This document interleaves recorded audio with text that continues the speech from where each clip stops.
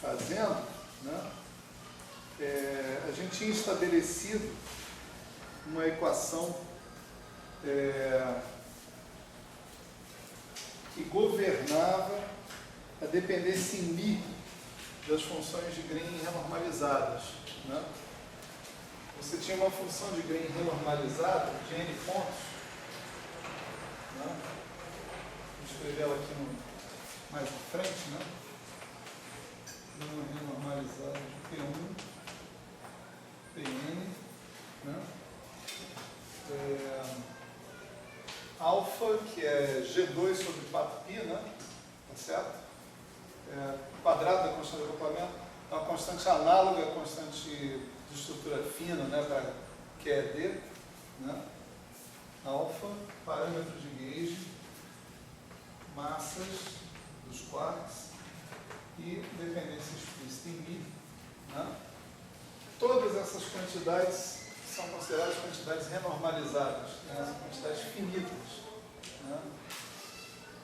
E nós encontramos uma equação que governava a dependência em μ desse objeto. Esse objeto pode depender de μ explicitamente, através do μ mesmo, ou pode depender do μ através do alfa, através do A, através do MA. Né? Das massas renormalizadas, constantes de acoplamento renormalizados, parâmetros de gauge renormalizado.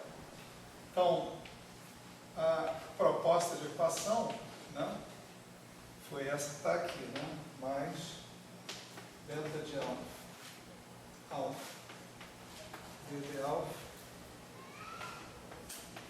mais delta de alfa, a d de A, menos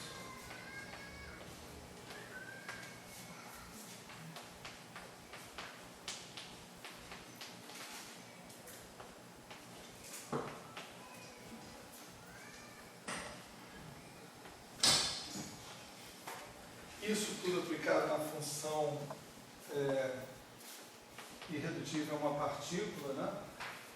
Renormalizada, em princípio dá zero. Essas funções que apareciam aqui, delta de alfa e gama A de alfa, também, eram definidas, né? Dessa maneira aqui. I alfa de I definia alfa, delta de alfa, em princípio também de A e de XA.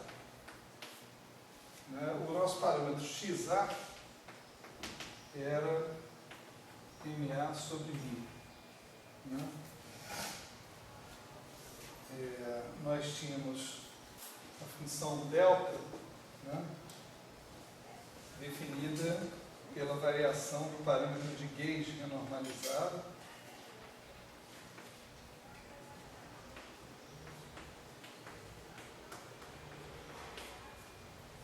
e essas funções gama A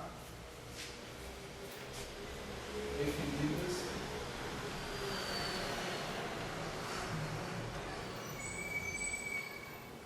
em função da variação da massa renormalizada.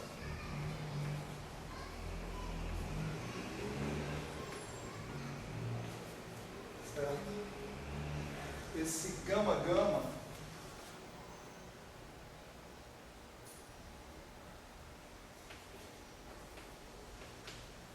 era um cara assim, né?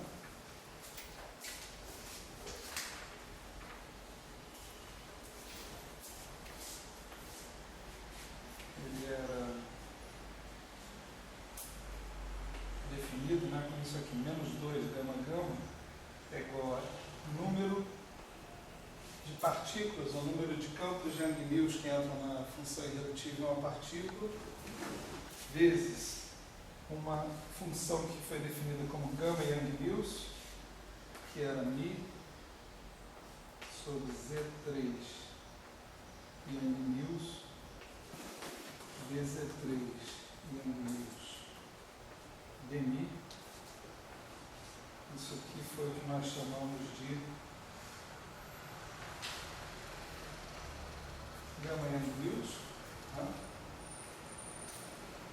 Depois a gente tinha o número de campos de férmions, né, de quarks, na verdade, vezes uma outra função que era μ sobre Z2F vezes Z2F dmi. Essa aqui era a gama F. E por último, emitiu vezes um cara que era μ sobre Z3 til vezes Z3 til dmi. E isso aqui era gama til. Né? Esses caras todos são função de alfa a xa. Portanto, esse cara aqui também é função de alfa a xa. Né?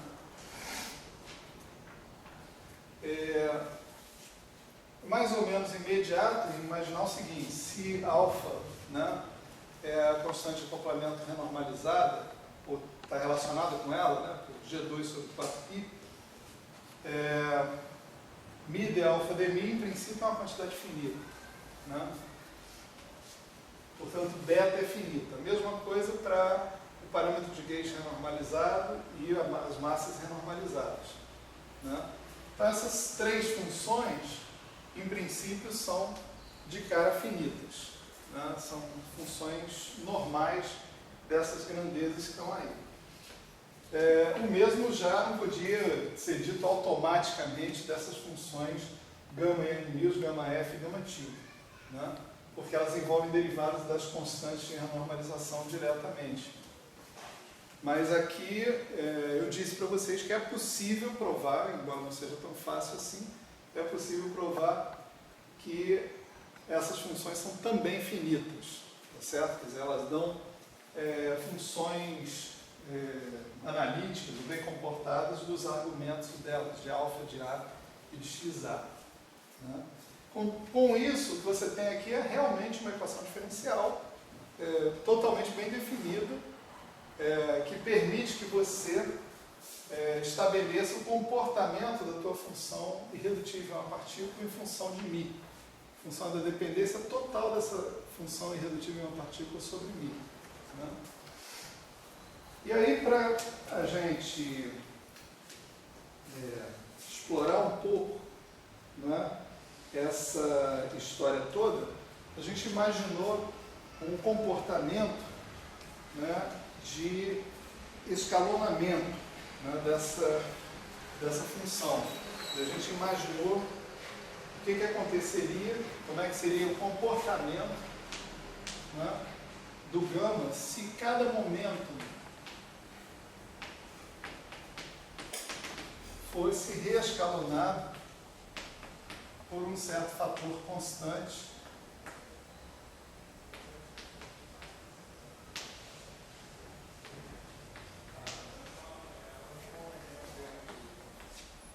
si. Né? Então, como é que funciona isso aqui? Né? Quer dizer, como é que seria se, ao invés de eu estar considerando um processo numa faixa de energia caracterizada pelas energias das suas partículas dadas por T1, T2, Tn, eu passasse a considerar um processo numa faixa de energia transportada por um fator de escala. Tá certo? E aí a gente desenvolveu essa história, a gente viu, a gente analisou o comportamento do gama em termos de reescalonamento, primeiramente sob o ponto de vista dimensional, né? Observamos o seguinte, que se você fizer um reescalonamento do gama, a tendência do gama vai ser se comportar como se elevado a dimensão canônica dele, vezes uma função adimensional dessa variável psi, onde essa função adimensional vai reescalonar cada parâmetro que você tiver massivo dentro da sua teoria, né? Isso transfere, de alguma maneira, né, a dependência em Mi, se você quiser, para uma dependência em Si, né? Quer dizer, você pode se perguntar o que acontece com a minha teoria quando eu vou de uma escala de massa Mi para uma escala de massa Si vezes Mi, né? Ora, isso em princípio está montado aqui, né, dentro dessa equação. Essa equação é capaz de responder uma pergunta como essa, se você conseguir resolvê-la, né, adequadamente. Então a gente utilizou, a gente fez alguns truques, né, de explorar essa questão do reescalonamento. No momento adequado, aparecia aqui uma derivada em relação a Mi, né, nesse comportamento de reescalonamento, e essa derivada em relação a Mi nós substituímos pela equação do grupo de renormalização. Implícito estava nessa substituição que essa variação em relação a Mi que estava acontecendo era uma variação em relação a Mi que acontecia por causa do reescalonamento que eu tinha feito. Então, transferir a variação de Mi per se, né, para uma variação de Mi ocasionada por eu ter trocado Mi por Si vezes Mi. Tá certo? A equação que a gente obtinha com isso, né, era uma equação bem interessante, que era o seguinte: Si vezes Si menos beta de alfa B de alfa. Aqui você já está supondo que o teu alfa, em princípio, varia com Mi e, portanto, varia com Si. Tá certo? Menos delta de alfa A B de A mais som em A de 1 mais gama A de alfa XA B de XA menos D gama, onde esse D gama, né, é a dimensão canônica de gama, não, mais o mesmo gama que apareceu atrás, né,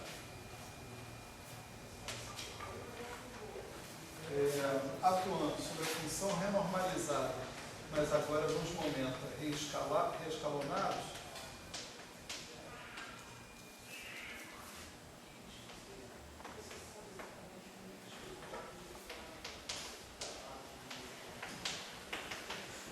isso igual a zero, né? Essa equação é uma equação bem interessante, porque ela poderia ser resolvida, né, pelo chamado método das características, tá certo? Ele implica que você tenha resolvido algumas equações subsidiárias antes, tipicamente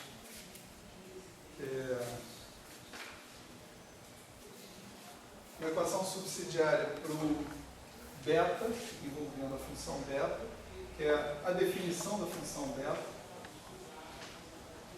Bom, primeiro, definir aqui uma variável, né, que a gente vai chamar de logaritmo de Si, que é o T, e, portanto, né, o Si vai ser considerado um exponencial de T.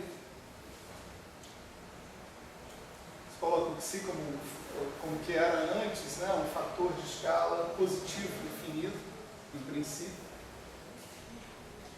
tendendo a 1 quando o T tende a 0, certo? E a dependência em Si, portanto, passa a ser uma dependência em T, e as equações subsidiárias que a gente tem que resolver no método das características são essas aqui, né?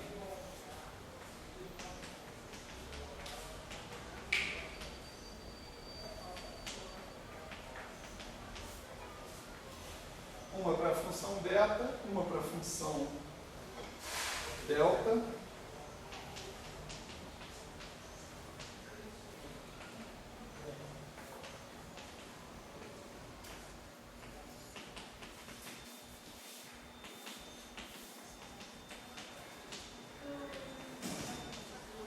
E outras funções x barra, né? Desculpe, gama.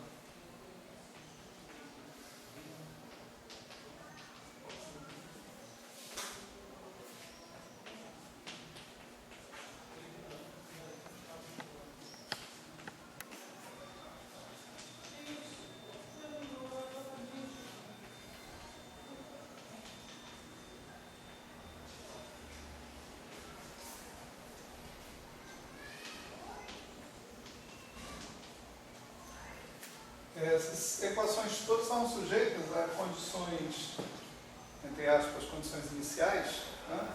Isso, e aí não é o tempo, né? Que eram essas aqui, né? Alfa barra de 0 era alfa, A barra de 0 é igual a, e x barra A de 0 é xa, né?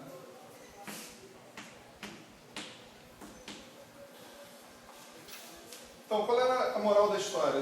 Você procurava, você supunha que você conhecia as funções beta, delta e gama, e conhecendo as funções beta, delta e gama, você determinava a evolução em T, né, no seu parâmetro de escala, da constante de acoplamento, parâmetro de gauge, e das massas renormalizadas, certo? Eles iam virar funções de T, eles eram funções de μ, através da ideia de que o μ muda por causa da mudança do psi, né? Eles passam a ser funções de psi e obedecem a essas equações diferenciais, quer dizer, isso pode ser assim se você conhecer a função beta, a função delta, a função gama, né? Conhecer a função beta, a função delta, a função gama é parte da minha tarefa mostrar para vocês como é que se vem a conhecer essas funções.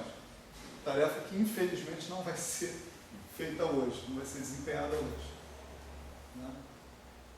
Mas suponha que você tenha resolvido essas equações e que você conheça, portanto, quem é o alfa barra de t, quem é o A barra de t e quem é o x barra de t. Certo? Suponha que você tenha isso.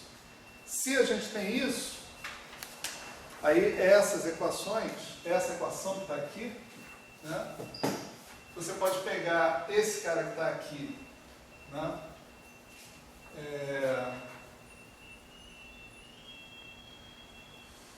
e identificar isso, mais isso, mais isso, mais isso, né? Você pode identificar isso tudo como uma derivada total em relação a t, com as identificações apropriadas, né? Tipo, tem alguns truques aí, você trocar t por menos t, etc e tal, né? Então, se você tem uma derivada total, a equação ela fica de solução bastante simples, né? Realmente ela fica uma equação simples, né? Uma derivada total em relação a t mais uma certa função que você tem aqui, que supostamente também é conhecida. Você conhece o d gama, a dimensão canônica do gama, você conhece o gama gama em tese, porque o gama gama é uma função aqui de alfa a x a, você conhece alfa a x a como funções de t, né? Então você pode resolver essa equação e a solução dela, né, dada, né, já olhando de volta para a linguagem do psi, né, da seguinte maneira: você tem que gama R de psi P1, psi Pn, alfa a Mi primordialmente Ψ elevado a d gama, que é o fator que você esperaria que aparecesse carregando toda a dimensão canônica, né, da tua função, Ψ elevado a d gama, vezes a tua função renormalizada dos momentos não escalonados, mais dos seus parâmetros alfa barra de t, a barra de t, m barra a de t, mi, tá certo? Só que não acabava aí, ainda tinha mais um fator, né, que era esse aqui, exponencial de menos a integral de 0 a t dt'. Aí entrava gama gama, alfa barra de t'. Alfa barra de t', a barra de t', MA barra de t' e assim por diante. Né? Depende de todo mundo ali.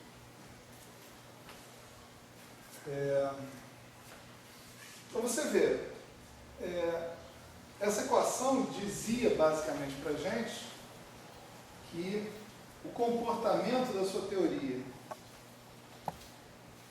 num conjunto de momentos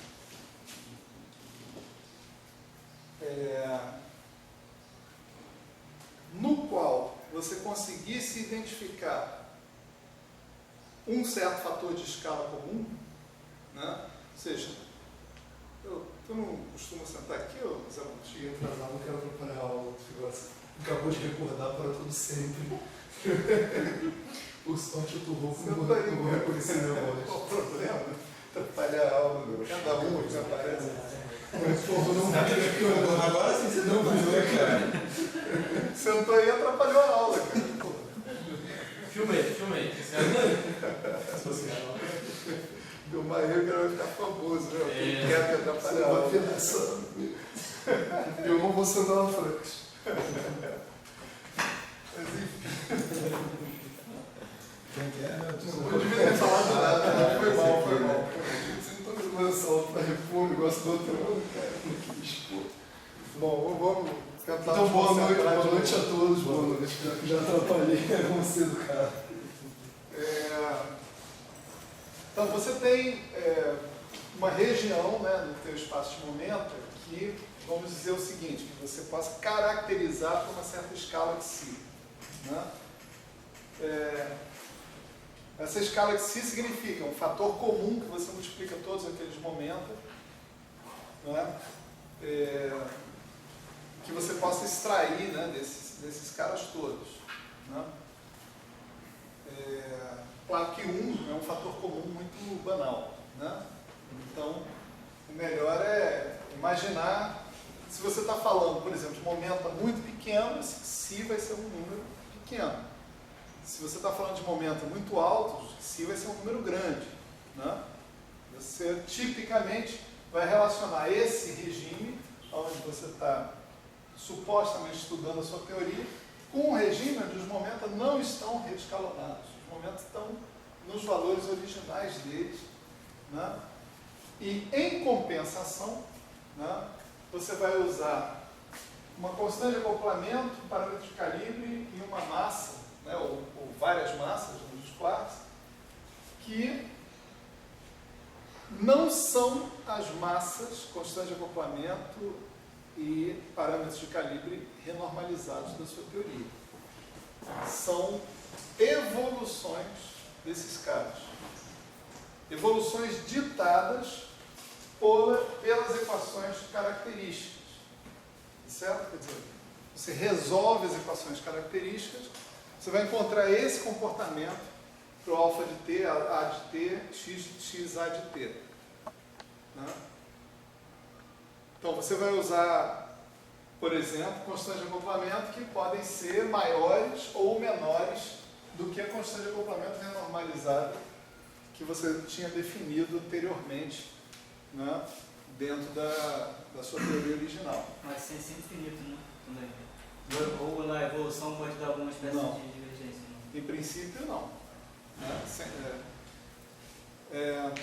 Se aparecer uma divergência, uma singularidade ali naquela evolução, né, que a gente espera que não apareça, para falar a verdade verdadeira, você não tem como dizer se vai aparecer ou não.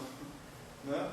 Porque isso significaria que você tem que conhecer essas funções beta, delta e gama A não perturbativamente, coisa que você não faz. Então tudo que você pode afirmar para aquelas equações vem do seu conhecimento perturbativo dessas funções. E aí é tudo suavezinho, em princípio. Mas tem caso que o conhecimento perturbativo indica um polo ali, né? Indica, mas Não, mas... as coisas podem reverter Sim, teoria de sim. perturbações. Né? A gente vai discutir um pouquinho isso. Né? Então, vamos dizer assim, você pode ter um pensamento positivo, vamos dizer assim. Né? Mas garantia mesmo de nada, no final das contas, é difícil. Então, aqui tem um jogo, né? Não sei se dá para perceber, tem um jogo. Né? A teoria, num regime de energia, está relacionada com a teoria em outro regime de energia. E há uma compensação nos parâmetros da sua teoria, né? Nessa relação entre os regimes de energia. É uma compensação. Assim, olha, nesse regime de energia eu uso alfa, isso significa que nesse regime de energia eu uso outro alfa, diferente. Tá certo?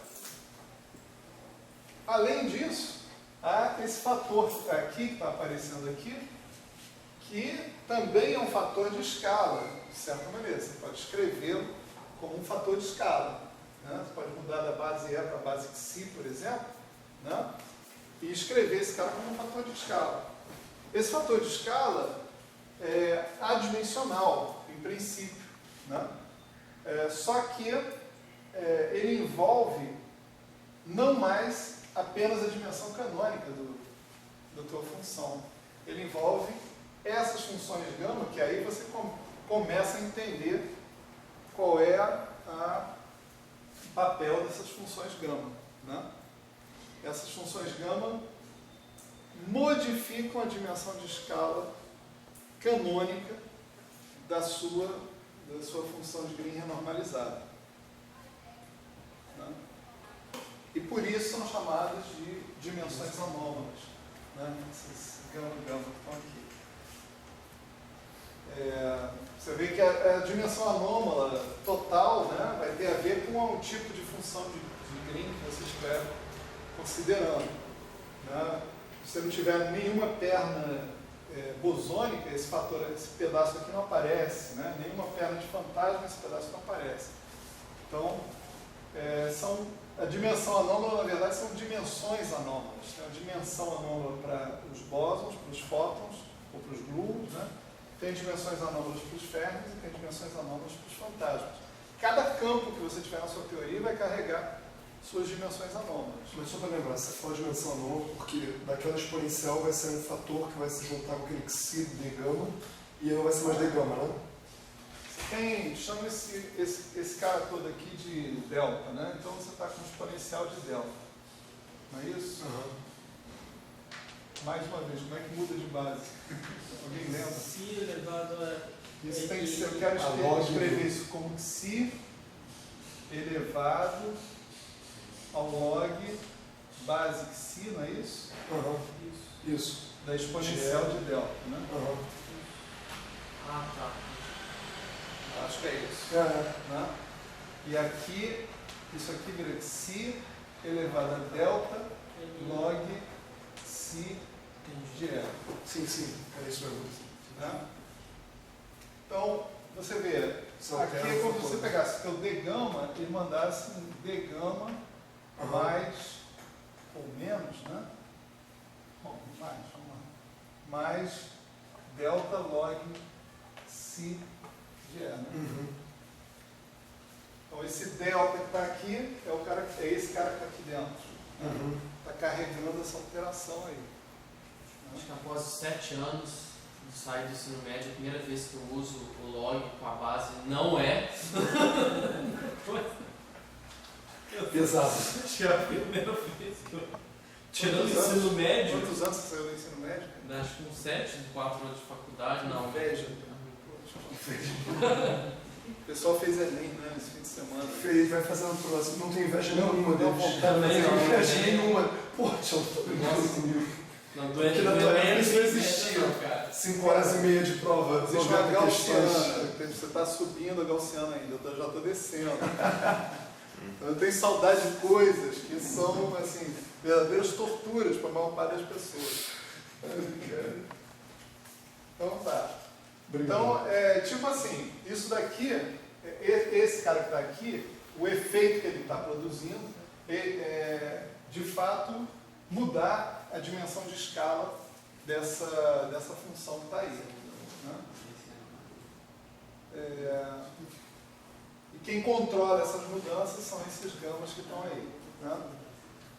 Infelizmente, acho que não vai dar para a gente falar nessa parte mais fenomenológica do curso, mas existem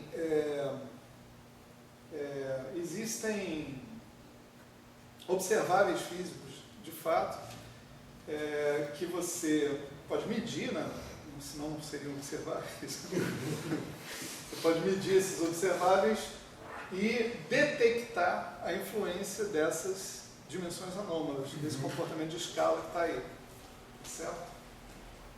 Esse comportamento de escala anômala, ou seja, isso daí é mais do que só blá blá blá. Isso hoje em dia é verificado experimentalmente. Então, assim, a QCD é compatível com os dados experimentais que vêm desses caras aí, dessas modificações. Esse é aquele scale de Bjork? Não. São outros caras, são os momentos de Nartman. Coisa assim. Não vamos falar disso não. Tem que escolher o que falar, então não tem jeito. Provavelmente um bom curso de QCD, né? Não é esse, mas um bom curso de QCD, ele já começaria dessas aulas que eu vou dar para vocês aí, vamos dizer, a partir da próxima vez, né? A partir da próxima vez. Um bom curso de Senão, ele falaria assim, você já sabe tudo isso, então agora vamos aplicar essas coisas, né, e tal. Então um bom curso de QCD começaria aí. E aí você falaria dessas coisas todas, né, desses momentos de Nartman, né, essas coisas todas. Higher twist effects, um monte de coisa. Não vem ao caso. Mas, QCD assim, para os iniciados, né? a gente se conforma com... a gente vai se conformar com coisas, pelo menos, iniciais dessa discussão. Né?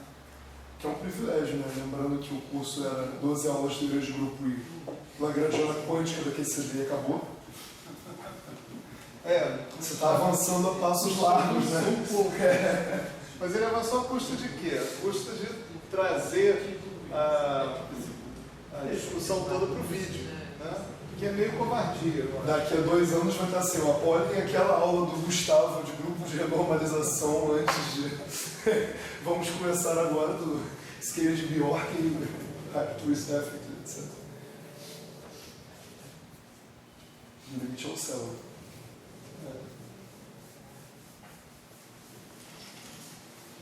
É mais ou menos como o curso de fibrados, né? De vez em quando eu me animo e dou um curso de fibrados aqui. Isso aconteceu 2 vezes. O curso de Desde fibrados... 1980, só para ter uma noção. Desde 1980. O curso de fibrados, ele pede que as pessoas tenham feito o curso de métodos matemáticos. Ele toma como pré-requisito o curso de métodos matemáticos.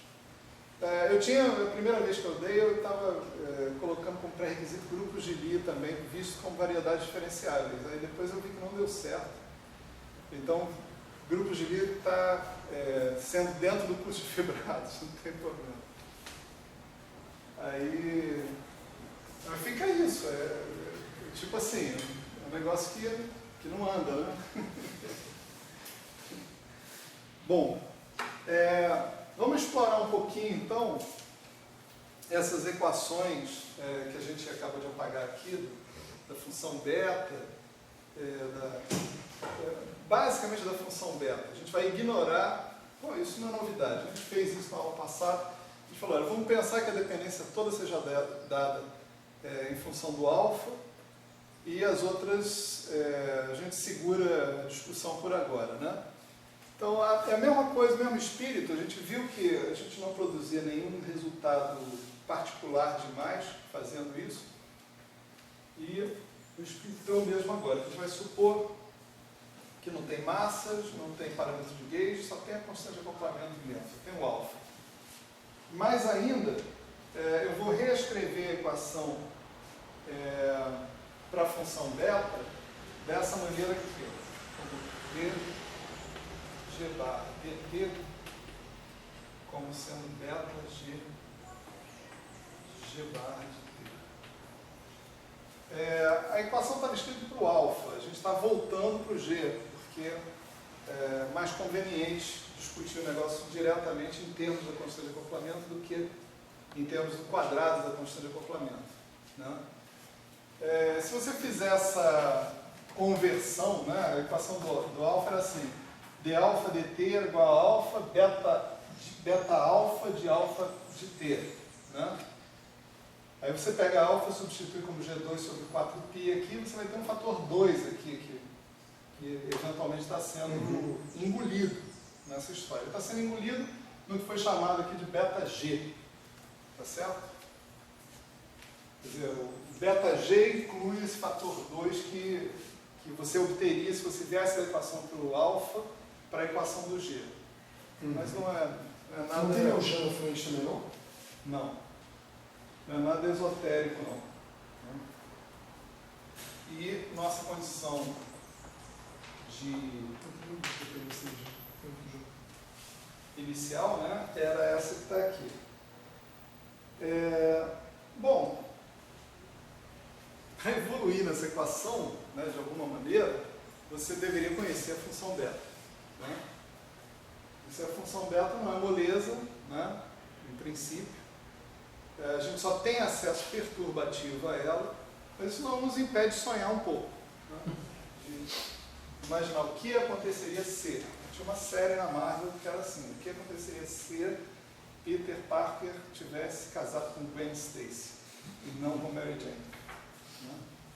Então, o que aconteceria se eu tivesse zeros dessa função beta? Os zeros da função beta são caras interessantes, porque você substituiu G igual a 0, G igual a G1, por exemplo, aqui, tal que beta de G1 seja 0, ali naquele ponto, a tua equação a ser integrada é dg barra dt igual a 0, né? Tá certo? Então, nós vamos supor que a gente tem zeros da função beta, né? Então, eu vou chamar de G1, um cara que produz o seguinte efeito. Beta G está indicando que eu estou considerando a função beta associada com o G, não com alfa, né? Beta G de G1 igual a 0. Né? Suponha que eu fale de valores de G barra de T, né, que sejam próximos de G1, tá certo?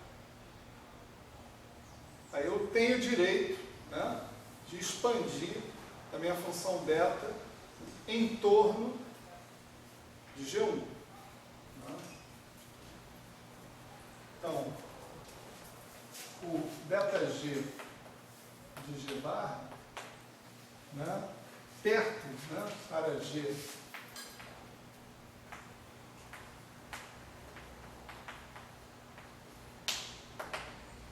nosso beta G, G barra, você pode escrever em princípio desse jeito, com um certo coeficiente G menos G1. Isso também é wishful thinking, né? Porque pode ser muito bem que a tua função beta ela não vá para 0 linearmente ali. Ela pode ir para zero quadraticamente, cubicamente, quarticamente. Né? Pode ser g menos g1 ao quadrado, ao cubo, a quarta potência, assim por diante. Né? Então, vamos ver o que acontece se a situação for essa. Né? Então, vamos sonhando aqui, né?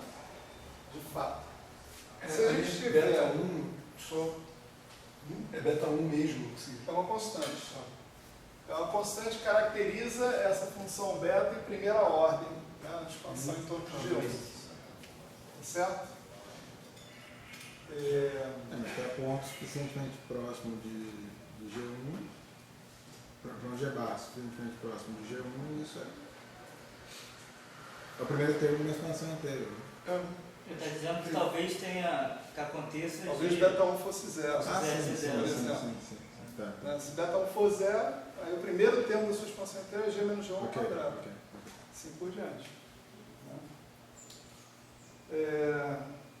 Então, com esse cara que está aqui, o que vai acontecer? Né? A nossa equação de grupo de renormalização ela vai ser isso aqui. dg bar dt é igual beta 1 g bar menos G1. Tá? Como é que você resolve isso? Você faz assim, né?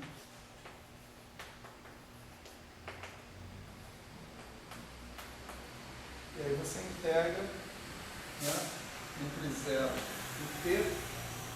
Aqui você obtém beta 1t. Aqui você obtém g barra de 0.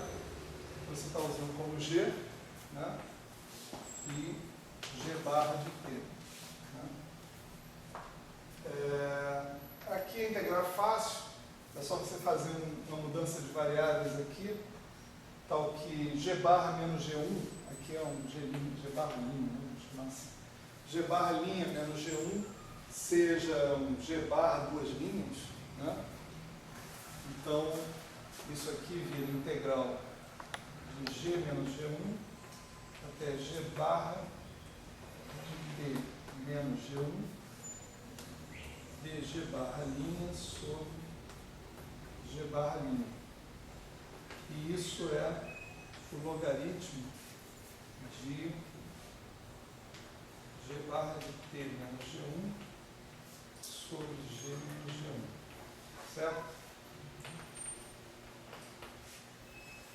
Consequentemente, G barra de T vai ser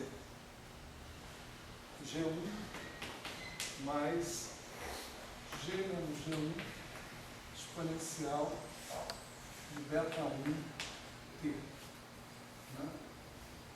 Então, o que você pode propor é que se a função beta ela consegue se comportar dessa maneira, né, perto de um ponto fixo, tá certo? Estou usando a notação ponto fixo, denominação ponto fixo, para os caras que dão zeros da função beta, tá certo? Então, vamos chamá-los assim, pontos fixos. Perto de um ponto fixo, bem perto do ponto fixo, se o comportamento da tua função beta é um comportamento linear, você tem aquele comportamento da constante acoplamento como função de t. Né? Então aqui, algumas coisas a gente pode imaginar. Né? Primeiro eu posso pensar, suponha que o beta 1 seja maior que zero, seja positivo. Né? Se o beta 1 for positivo e não houver zeros, né?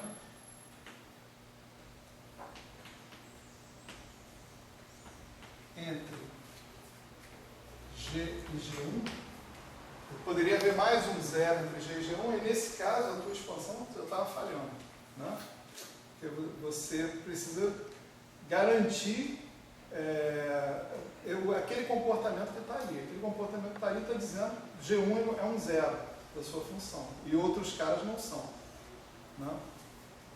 Então, dentro dessas hipóteses, se beta 1 é positivo e não tem outros zeros entre G e G1, suponha que você pegasse teu T e mandasse para menos infinito, o que aconteceria aqui seria você mandar o teu G barra de T no G1. Tá certo? Nessa hipótese, quando você fala t tendendo a menos infinito, né, lembra que teu fator de escala, si, é exponencial de t. Né? Então, teu fator de escala está tendendo a zero. A teoria que você vai analisar é uma teoria onde todos os seus momentos estão sendo reescalonados para um fator bem próximo de zero. Si T1, Si T2, Si T3. Né?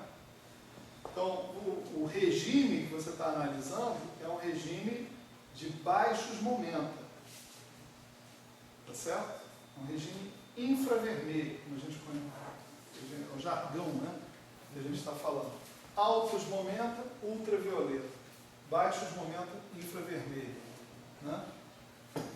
Então, esse cara é chamado um ponto fixo, né, estável no infravermelho. Tá? Notação também. Ponto fixo estável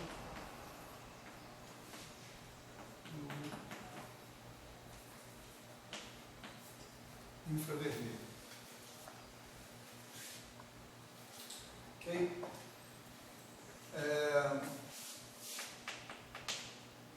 Se o nosso beta 1 ao contrário for menor que zero, né, e a mesma coisa acontecer, não houver zeros entre G e G1, né, então você pode imaginar que a boa agora é mandar o t para infinito.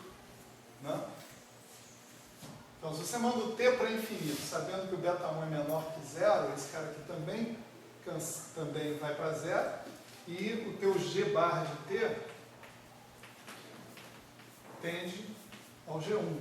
Só que agora ele tende ao G1 quando t tende a infinito. Quando t tende a infinito, seu fator de escala tende a infinito. E o regime no qual você está considerando as suas funções de Green é um regime ultravioleta. Tá certo? Nesse caso, esse é o G1, né? É um ponto fixo estável no infravermelho ali atrás, e agora ele é chamado um ponto fixo estável no ultravioleta. Não, ultravermelho não. Ultravermelho.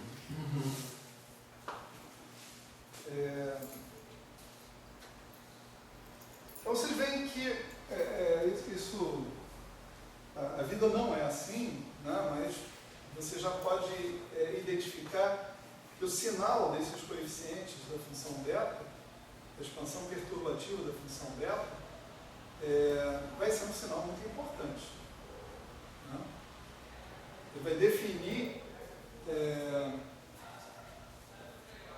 para onde a sua constante de acoplamento tende no regime de altas ou no regime de baixas energias. Né?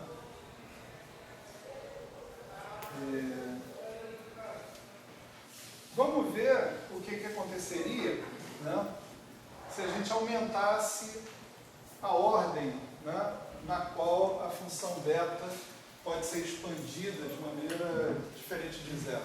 Né? Por exemplo, se a gente fosse para a ordem 2. Né? Vamos chamar isso aqui de caso A. Né?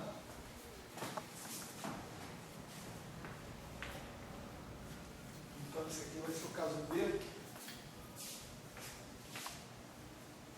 Caso B, supondo que a gente vai para a ordem 2, então a gente vai pensar no beta G de G, como sendo beta 1, G barra menos um certo G1 ao quadrado. Então isso é assim, expansão em Taylor perto de G barra igual a G1, tá certo? Começa com G barra menos G1 ao quadrado. Né? Mas você está ignorando a possibilidade de também ter um termo linear? Estou ignorando nesse momento. Na verdade, Tipo, eu estou falando irrelevante se ou... você está próximo do suficiente do ponto G1, o relevante seria sempre o de primeira ordem. Se você tiver o de primeira ordem, então você volta para o caso A. Né? Não, uma coisa é não ter um termo de segunda ordem, outra coisa é ter um termo pequeno de segunda ordem. É que eu não estou tratando isso aqui como uma correção daquilo. Sim, entendi. Eu estou tratando como um Nesse fenômeno caso, diferente. Estou tratando como um fenômeno Nesse caso, a Sim, sim, derivada do beta também é zero, né? Nesse segundo caso, né? Porque não tem termo de primeira ordem, né? A derivada do beta no ponto fixo seria zero também. É, Além do beta, né? isso. Na verdade é a notação do Pascoal, né? Mas eu devia botar beta 2. Beta 2, né? Tá bom. Eu vou botar beta 2. Já que o Pascoal não faz isso. Tu usa as 5 Young News numa boa. O beta 1. Porque aquele é fácil mudar. Né? C6. Esse você não se perde, né? Se você mudar aquele, você não sabe o que é. Esse daqui é só aqui, entendeu? É, O outro não. O outro Você é lê fora. o outro, você tem que mudar sua vida inteira. Então isso aqui a gente está super. Ivone Maria. Eu vi muito disso. Foco. E aí a gente faz a mesma coisa. dg bar sobre g bar menos g1 ao quadrado. Vai ser integral de g até g bar linha, né? Vai ser beta 2 vezes t, né? E essa integral também é fácil, né? Você vai fazer uma mudança de variável, g barra duas linhas, sei lá, igual a g barra linha menos g1. Aqui você vai transladar de novo, né? Que nem foi feito aqui, os limites para g menos g1, g barra menos g1. E aí você vai ficar com uma integral de dg barra linha, dg barra duas linhas, sobre g barra duas linhas ao quadrado. Essa integral é menos 1 sobre g barra, né, duas linhas, né, entre os limites que estão aqui, né? Então vai ser menos 1 sobre g barra linha, entre g menos g1, g barra menos g1. Isso dá 1 sobre g menos g1, menos 1 sobre g barra menos g1. Lembrando que g barra aqui é uma função de t, no princípio, né? Que é a função de t que nós estamos querendo descobrir. E isso é beta 2t. Né? Então, se eu estou querendo descobrir essa função de t, né? Vocês não acreditam, eu tenho que contar porque o ser humano passa por muita coisa nessa vida. Né? O que qualquer um, olhando para essa conta, vai fazer? O que você está interessado no G barra, passa esse cara aqui do outro lado, tá certo? Cara, enxergar isso foi uma dificuldade tão profunda para mim. Eu estou confessando com câmera e tudo. Vamos lá, a vida é assim. Tem dia que nada funciona. 1 sobre g barra menos g1, né? Isso vai ser 1 sobre g menos g1. Isso é porque o que eu fiz? Eu fui fazer o MMC desses caras. Piorou só. Eu fiz o MMC deles, aí esse g barra subiu aqui, cara. Aí virou uma confusão. Eu cheguei numa fórmula maravilhosamente certa, depois de muito mais sacrifício do que esse, né? Só que, e essa fórmula realmente coincide com essa. Eu descobri um caminho para sair da fórmula que eu cheguei e chegar nessa. É essa que você bota na prova. Como é que esse cara chegou tão fácil nessa fórmula? Aí eu estou assim, até que eu descobri, não é só porque passado do outro lado. Ao invés de tirar o mínimo aqui, passar do outro lado. Estava muito monótono a conta, você resolveu fazer ela de uma maneira mais emocionante. Francisco não viu. Esse Mas foi mais emocionante. um dos infinitos truques. Primeiro emocionante. Então, isso daqui vai dar 1 menos g menos g1, delta 2t, sobre g menos g1. E aí é só inverter e passar o cara para o outro lado, né? Seu g barra de t vira g1 mais g menos g1 sobre 1 menos g menos g1 beta 1 beta 2 t. Certo? Então aqui a conversa já fica pior, né? Porque só tem que saber o sinal do seu beta 2, mas você tem que saber de que lado que a tua constante renormalizada está do G1. Se ele é maior do que o G1, se ele é menor do que o G1. Né?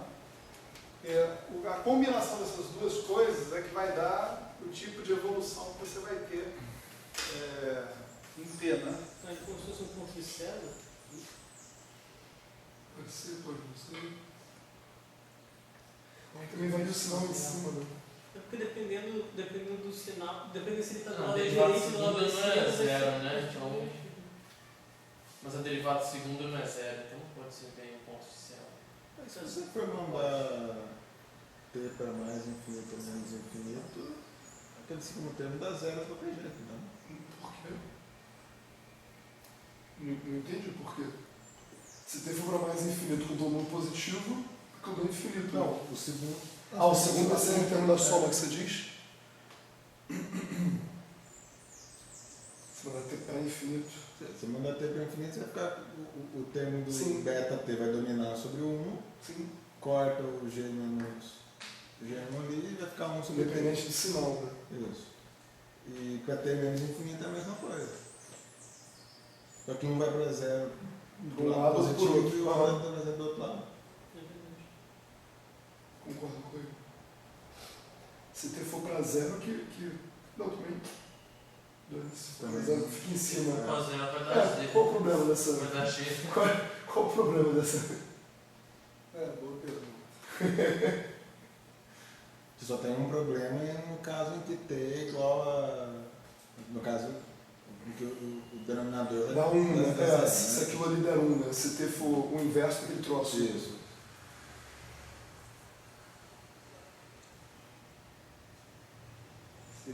Se beta 1T for Beta 2T Um for igual a 1 sobre sobre G no G1. Né?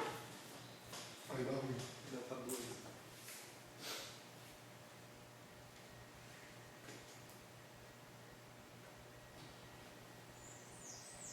Mas porque você querer caracterizar de acordo com o sinal de beta novamente, se a gente está lidando com um ponto fixo que estava no infravermelho ou no ultravioleta, né?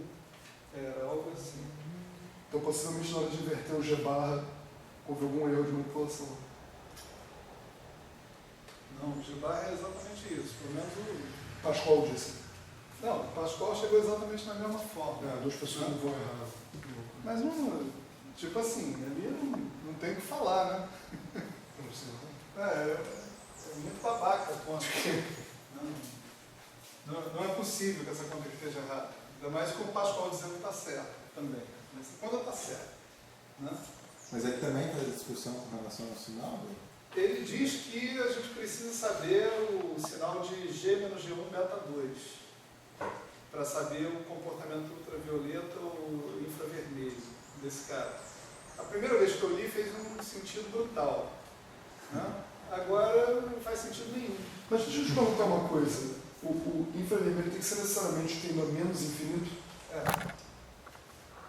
Para poder tender a zero, né? A exponencial. Para você saber de que regime que você está falando. Você está falando de si pequeno. Né? Aham. Agora,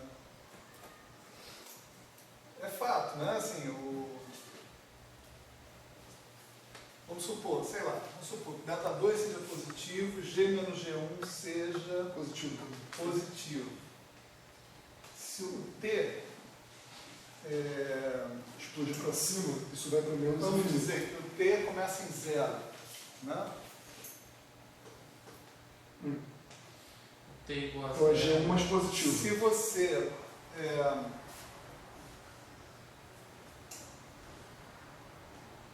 você tender ele para menos infinito, né? Se explode para Você cima. nunca vai ter explosão aqui. Porque isso é positivo, vamos supor que isso seja positivo, foi as duas hipóteses que eu tinha feito. Se eu tender a menos infinito, isso aqui fica positivo. Isso aqui nunca vai cancelar. Você não vai ter uma singularidade, que ele vai ter uma divisão por zero aqui em momento nenhum. E ao contrário, para ter tendendo a mais infinito, você vai ter uma divisão por zero em algum momento. Você passar por ela, isso que você quer dizer. Você vai passar por isso.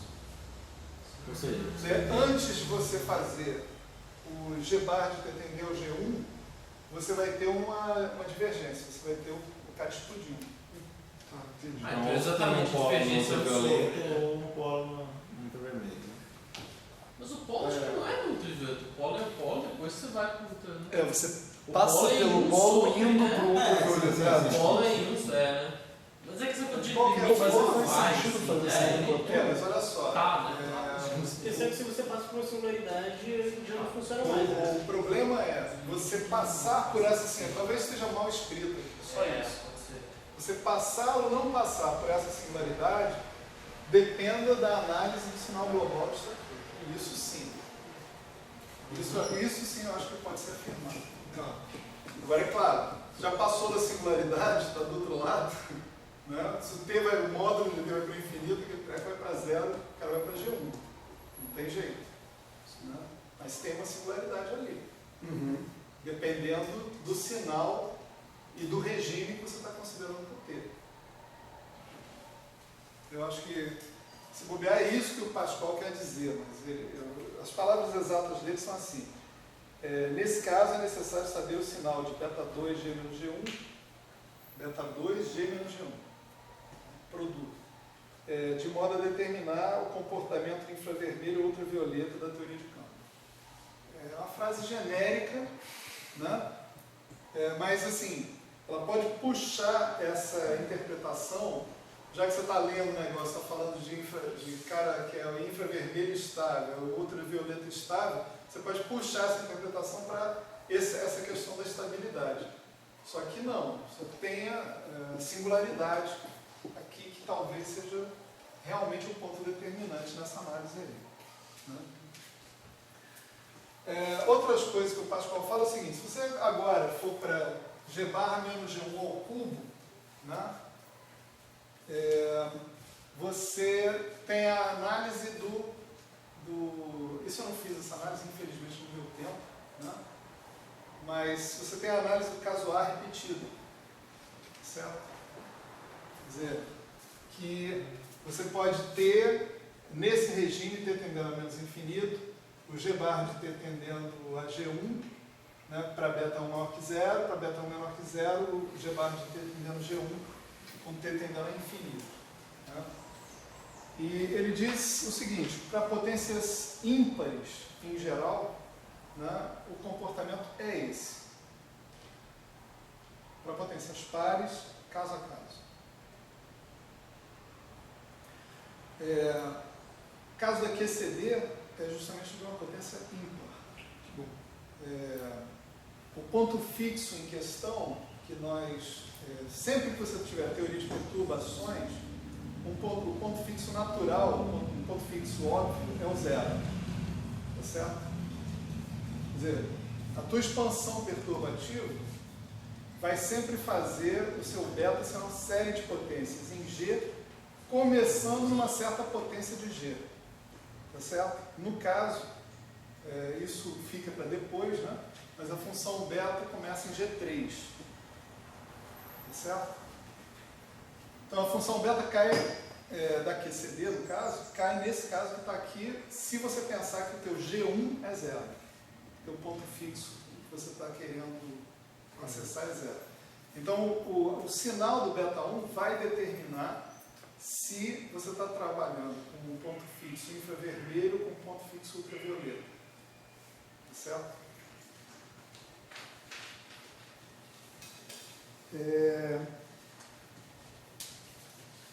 Bom, aí tem uma análise bem complicada que eu convido todos a fazer junto comigo.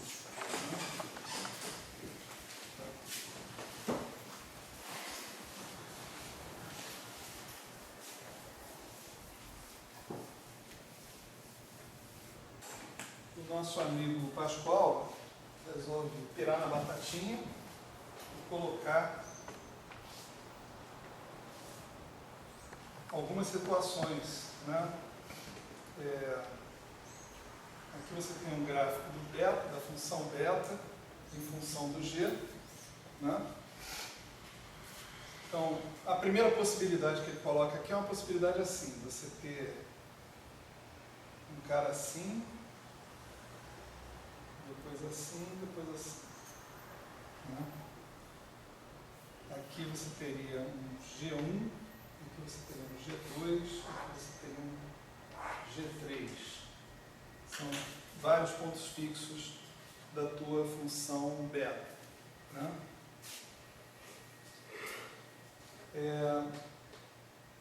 Todos esses exemplos, esse daqui inclusive, estão partindo da ideia de que você está trabalhando com a função beta da QCD, que é da ordem G3. Né? Para G tendendo a zero, ela tende a zero como G3. Né? Então, isso aqui ele chama de região 1, isso ele chama de região 2. Né? E o que acontece com a sua teoria, né, quando você estava aqui, né, vamos dizer assim, e você começa a se afastar daqui, evoluir a tua constante de acoplamento em T. Né? Sua constante de acoplamento evolui com a função beta. Né? Então, sua função beta é negativa aqui. Portanto, se você aumentar, né, o teu T, né, você espera diminuir a tua constante de acoplamento. Então, vamos dizer assim, você esperaria que, se você partisse, por exemplo, de uma posição aqui, no seu G de T estando aqui, e fizesse o seu T tender a mais infinito, né? Você viesse para cá. Não entendi, porque se você aumentar o T e a inclinação é negativa, deveria diminuir o G, né? Tá diminuindo. Ah, justo, o G é o horizontal. Tá. Exatamente. Justo. Né? Uhum. Essa análise tem que ser invertida quando você chega aqui. Tá certo? Aqui você vai, vamos supor, expandir a sua coisa em torno de G2. Né? Então, quando você mandar o cara para infinito, você não vai tender para cá, você vai tender para o G2.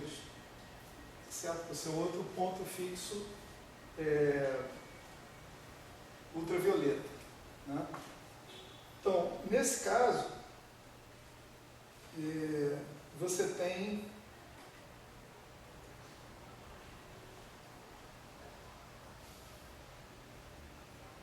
Mas por Não que esse concordo, gráfico é não concordo com a afirmação. com a segunda afirmação ou com a primeira? Com a segunda. Ele, quando Então, você vamos está lá, em se torno você não daquele ponto concorda, me G2, ajuda. ele deveria ir para o lado negativo. Porque a derivada ali é negativa, então ele repete. Por que a derivada negativa eu não criei? A derivada é negativa porque Porque o a beta é função beta é negativo. negativa. Beta negativo. Né? Então ele vai diminuir, então ele vai para a esquerda. Justo, tá E certo. a partir do momento que ele passou do Z2, a derivada fica positiva e ele vai para a direita. Então esse Estável. ponto é um ponto, ele é um ponto repulsivo, né? Tem concordo. Instável. Concordo. Repulsivo. Não é o que ele diz aqui. Então, tá certo. Ele é um ponto repulsivo para essa Ah, o nome é esse mesmo, o Chief está inventando agora. para esse comportamento de T tendendo a infinito. Né? Concordo. Isso.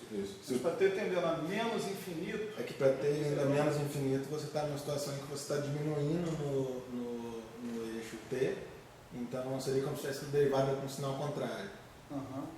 Então, a derivada é negativa, mas menos a derivada é positiva. isso. Então, o ponto G2 ele é repulsivo no ultravioleta, mas atrator no Tratou no infravermelho. Aí essa conclusão aqui do G2. E o G3 é o contrário. O G3 não é o que diz o Pascoal. Diz isso aqui, ó. Mas no ultravioleta ou no infravermelho? Ultravioleta. Dá, é que aí é... Peraí. Isso aqui é assim. Não, é o contrário, como você disse. É o contrário.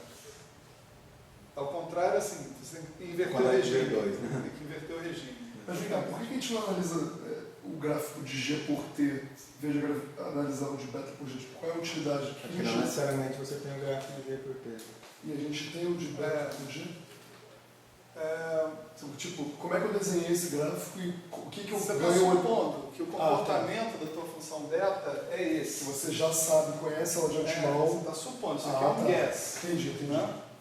Tá. Isso aqui tem muito mais informação do que aquelas coisas que a gente Concordo. escreveu ali.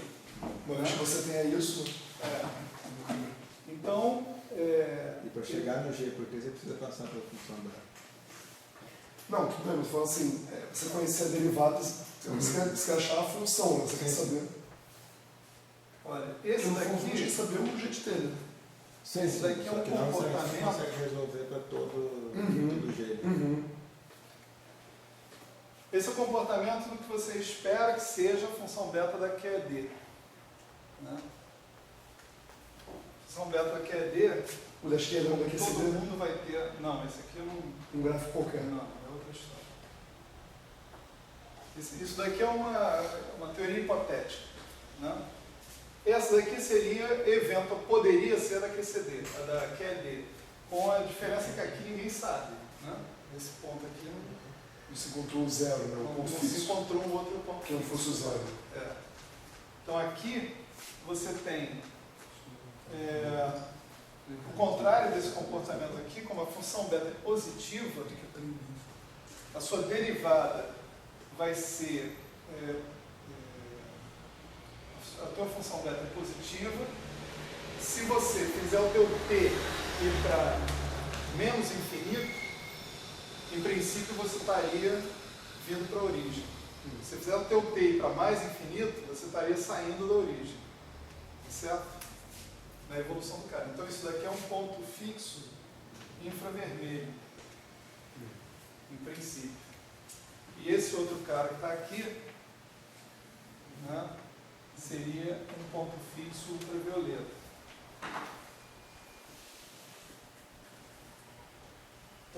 Isso coincide com o que a gente conhece da QAD, de fato.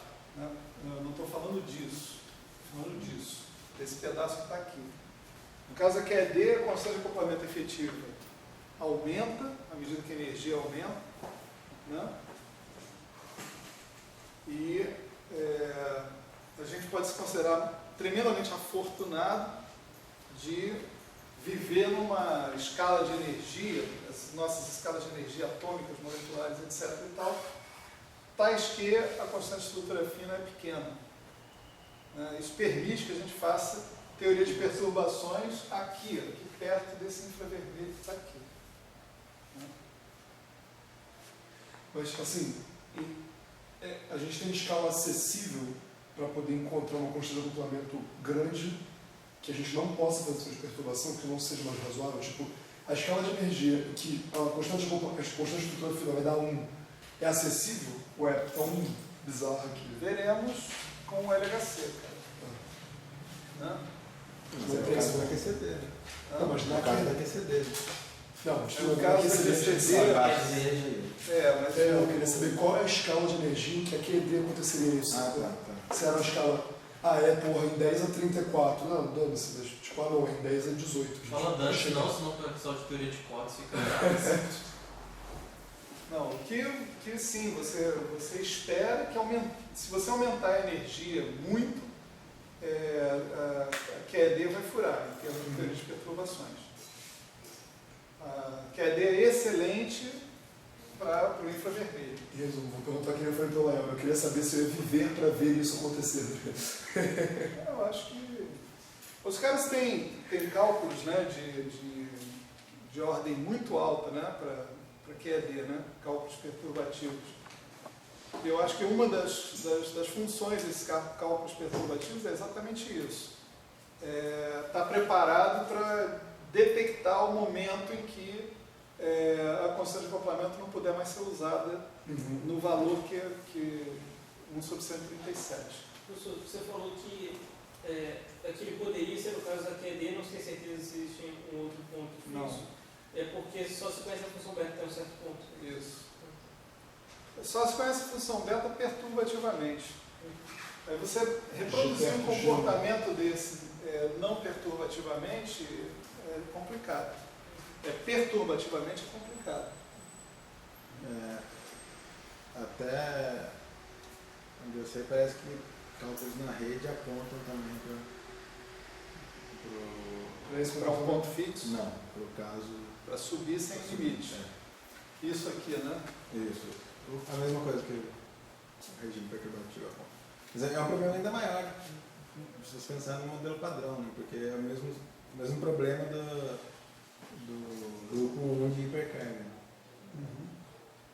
Então, bom, aqui a gente sabe que, ok, chegou no modelo padrão, tem outras interações, a gente pode descartar isso daí, mas o problema se mantém no modelo padrão. Né? Bom, e a função beta da QCD, todo mundo quer que seja assim.